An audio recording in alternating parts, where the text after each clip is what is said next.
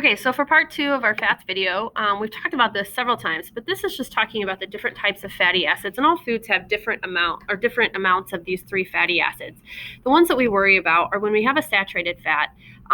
Remember, that one's the one that is more solid at room temperature, and those saturated fatty acids raise your cholesterol in your blood. They can't distinguish between good and bad cholesterol. They just raise it all. And we talked about cholesterol. While it's not a fat, our body already has all the cholesterol that it needs. Okay, it makes it naturally. And so when we put more cholesterol in, it's like taking a glass of milk that's already full and pouring more in it. That cholesterol overflows into your arteries, causing heart disease, which as a teenager might not matter much to you, but later on in life, it's a big deal. So this is why you need to learn to distinguish and understand these different types of foods.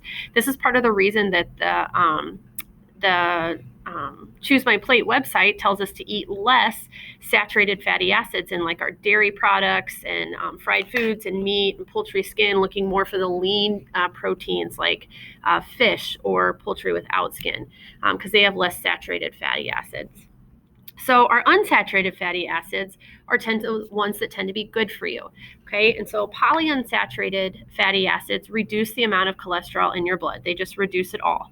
Monounsaturated fats is that one I said that's in the middle. It does exactly what we want. This is the one that raises the good cholesterol, that HDL, and lowers the bad cholesterol, your LDL. This is why we hear so much that olive oil is good for you. It's that monounsaturated fat, and now you know what it is doing. Okay, I have several videos here that go through and talk through all of these different types. They break down as a visual of what these fatty acids look like. But what I want you to look at, every one of these, is just kind of the bottom line of them. It's telling you what is good. Okay, saturated fat, no, it's not terrible for you. Although you're going to see some articles that tell you, like this lady, the Wellness Genie, says eat more and more saturated fat. Okay, and so you really have to learn to pick through what works for your diet. Talk to a doctor about what works for your diet. She says we should only bake with saturated fats.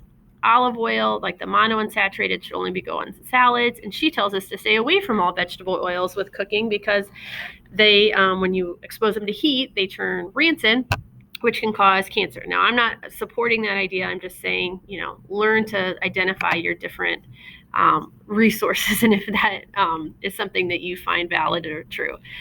So here's a video.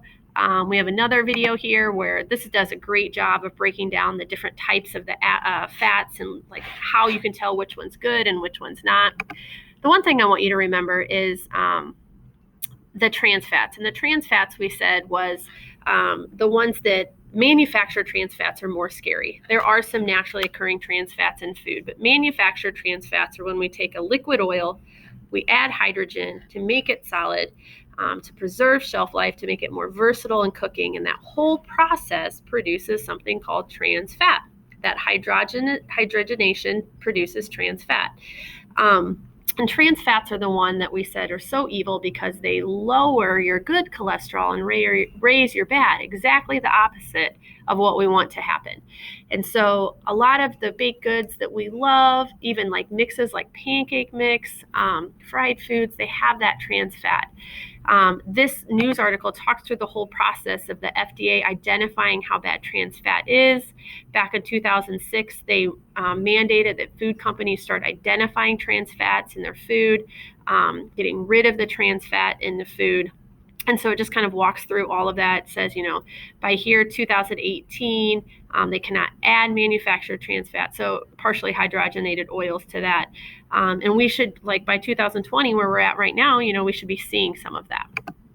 Okay, let's see. Let's come back and talk about the different types of fats there.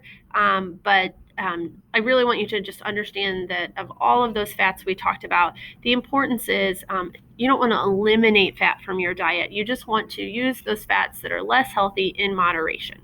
Okay.